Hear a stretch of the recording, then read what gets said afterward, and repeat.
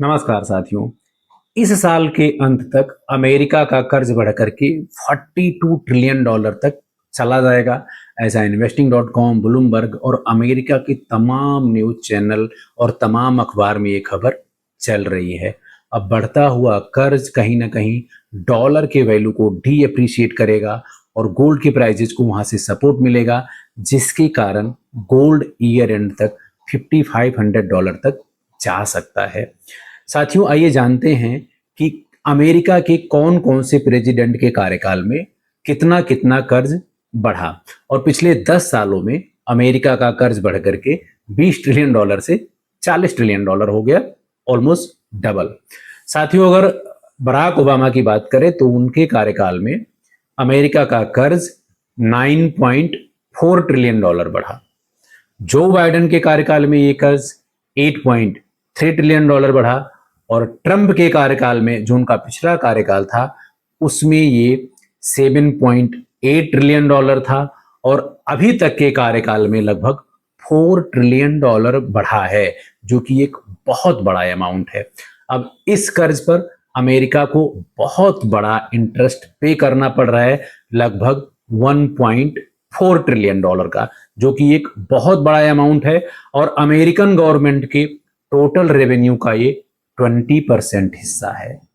और अगर ये ईयर एंड तक बढ़ करके $42 ट्रिलियन तक गया तो इस इंटरेस्ट का कॉस्ट बढ़ करके कहीं ना कहीं 30% तक चला जाएगा गवर्नमेंट के टोटल रेवेन्यू का, जो कि एक बहुत बड़ा कंसर्न है।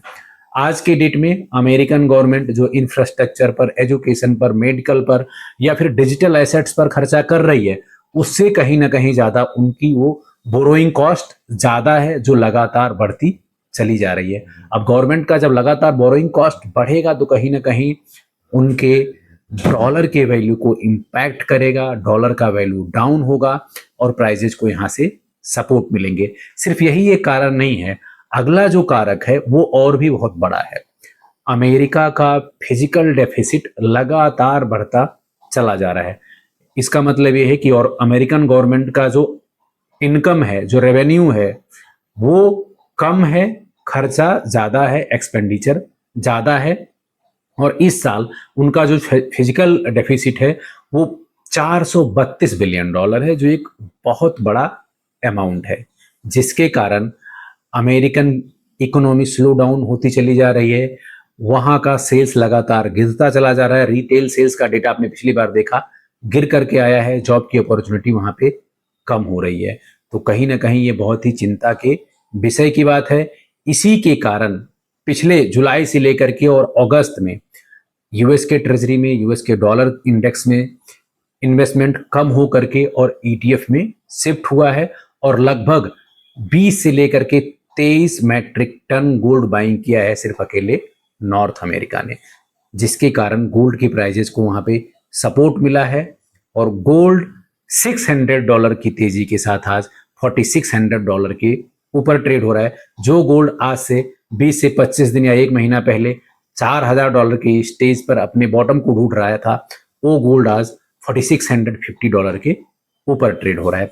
इसके अलावा और भी अदर ऐसे फैक्टर्स हैं जो कहीं ना कहीं यूएस इकोनॉमी को कमजोर करेंगे और आने वाले टाइम में गोल्ड के प्राइजेस को, और सिर्फ गोल्ड के प्राइजेस को नहीं, रियल एसेट्स जितने भी है, चाहे गोल्ड हो, सिल्वर हो और बिटकॉइन भी आता है इसमें, इन सभी के प्राइजेस को सपोर्ट करेंगे। इसका जो अगला कारण है फेडरल बैंक और जो यूएस की ट्रेजरी ने यूएस की बॉन्ड को बाय बैक करने का डिसीजन लिया।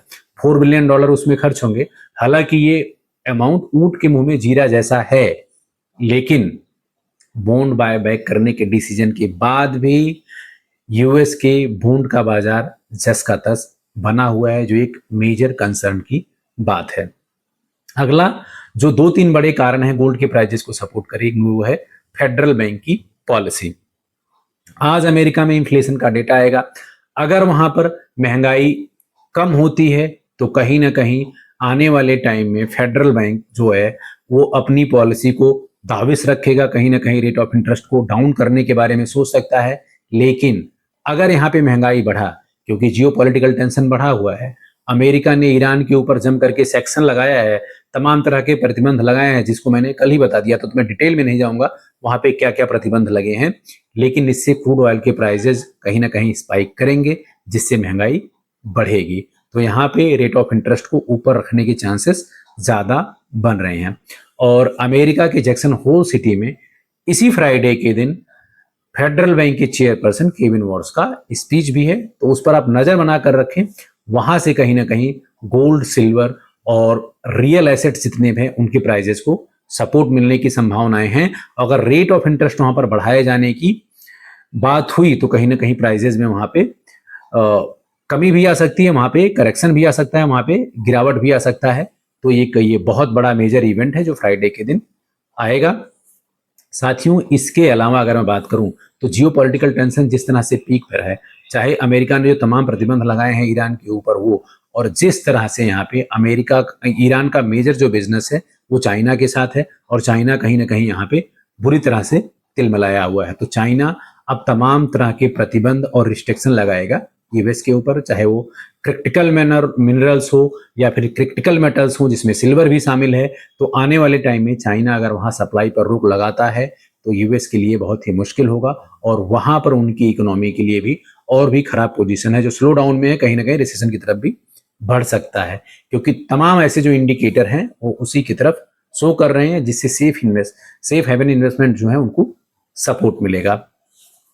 इसके अलावा अगर मैं प्राइजेस की बात करूं तो अभी गोल्ड $4650 के आसपास ट्रेड हो रहा है। आरएसआई अभी भी 75 के ऊपर है, और कहीं ना कहीं मनी फ्लो इंडेक्स अभी भी 90 के ऊपर है। लेकिन अभी जो यहाँ पे ट्रेंड है वो बुलिश है, लगातार बाइंग जारी है।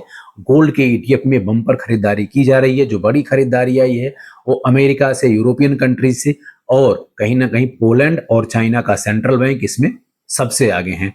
तो गोल्ड की बाइंग यहाँ पर जबरदस्त तरीके की जारी है।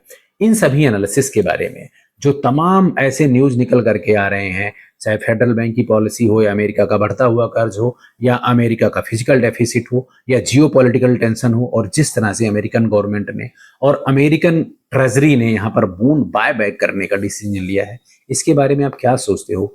क्या अगर $42 ट्रिलियन तक अमेरिका का कर्ज गया तो गोल्ड का भाव $5500 तक चला जाएगा, या उसके ऊपर भी जा सकता है?